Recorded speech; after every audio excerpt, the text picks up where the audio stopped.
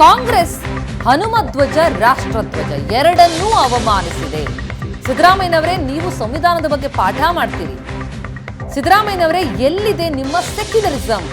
ಹೀಗಂತ ಸರ್ಕಾರದ ವಿರುದ್ಧ, ಸಿಎಂ ವಿರುದ್ಧ ಪರಿಷತ್ ಸದಸ್ಯ ಬಿಜೆಪಿ ಮುಖಂಡ ರವಿಕುಮಾರ್ ವಾಗ್ದಾಳಿ ಮಾಡಿದ್ದಾರೆ. ಅಲ್ಪಸಂಖ್ಯಾತರ ಓಲೈಕೆ ಮಾಡೋದು ಮಾತ್ರ ಕಾಂಗ್ರೆಸ್ನ ಮೂಲ ಮಂತ್ರ ಅಂತ ಟೀಕಿಸಿದ್ದಾರೆ ರವಿಕುಮಾರ್. ಶಿವಾಜಿನಗರ ಚಾಂದ್ರಿ ಸರ್ಕಲ್ನಲ್ಲಿ ಹಸಿರು ಧ್ವಜ ಹಾರಾಡಿದೆ. ಕೆರಗೋಡಿನಲ್ಲಿ ಹನುಮ ಧ್ವಜ ತೆರವು ಮಾಡ್ತೀರಿ. ಹಾಗಿದ್ರೆ ಶಿವಾಜಿನಗರದಲ್ಲಿ ಹಸಿರು ಧ್ವಜಕ್ಕೆ ಯಾಕೆ ಅನುಮತಿ ಕೊಟ್ಟಿದ್ರಿ ಅಂತ ಸರ್ಕಾರದ ವಿರುದ್ಧ ಎಂಎಲ್ಸಿ ರವಿಕುಮಾರ್ ವಾಗ್ದಾಳಿ ಮಾಡಿದ್ದಾರೆ.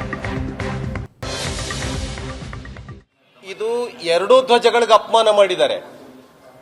ಹಿಂದೂಗಳ ಆರಾಧ್ಯ ದೇವರ ಧ್ವಜವಾಗಿರ್ತಕ್ಕಂಥ ಹನುಮ ಧ್ವಜವನ್ನ ಕೆಳಗಿಳಿಸಿ ಅದಕ್ಕೆ ಅಪಮಾನ ಮಾಡಿದ್ರು. ಆ ಧ್ವಜವನ್ನ ಹಾರಿಸಿಬಿಟ್ಟು ಯಾವುದೇ ಧ್ವಜ ಸಂಹಿತೆಯನ್ನೇ ಪಾಲನೆಯನ್ನ ಮಾಡದೇನೆ ರಾಷ್ಟ್ರ ಧ್ವಜವನ್ನ ಹಾರಿಸಿದ್ದು ಇನ್ನೊಂದು ಅಪಮಾನ. ಏನ್ ಧ್ವಜ ಸಂಹಿತೆಯನ್ನ ನೀವು ಪಾಲನೆ ಮಾಡಿದ್ರಿ? ಮಾನ್ಯ ಸಿದ್ದರಾಮಯ್ಯ ಅವರೇ, ನೀವು ಸಂವಿಧಾನದ ಬಗ್ಗೆ ಪಾಠ ಮಾಡ್ತೀರಾ?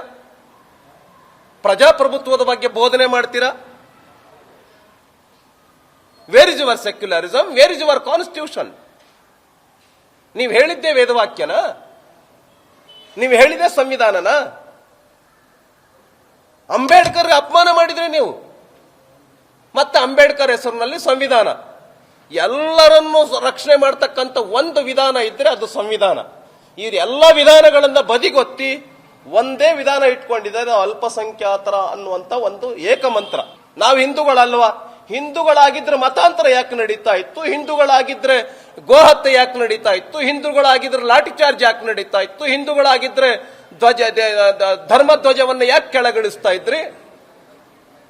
ಯಾಕೆ ಹಿಂದೂಗಳ ಮೇಲೆ ಅಷ್ಟೇ ಲಾಠಿ ಚಾರ್ಜು? ಯಾಕೆ ಹಿಂದೂಗಳ ಮೇಲೆ, ನಮ್ಮ ತಾಯಂದರ ಮೇಲೆ ಆಗ್ತಕ್ಕಂಥ ಅಪಮಾನ ಅತ್ಯಾಚಾರಗಳನ್ನ ತಡಿತಿರ್ಲಿಲ್ಲ ನೀವು? ಏನ್ ನಡೀತಾ ಇದೆ ರಾಜ್ಯದಲ್ಲಿ? ಹಾಗಾಗಿ ಈ ರೀತಿಯ 12 ಪ್ರಶ್ನೆಗಳನ್ನ ಬಿಡುಗಡೆ ಮಾಡಿದ್ದೇನೆ. ವಿನಾಶಕಾಲೆ ವಿಪರೀತ ಬುದ್ಧಿ ಅನ್ನೋ ರೀತಿನಲ್ಲಿ ಈ ಸರ್ಕಾರ ನಡೀತಾ ಇದೆ. ವಾಟ್ಸ್ಆಪ್ನಲ್ಲಿ ಓಡಾಡ್ತಾ ಇದೆ.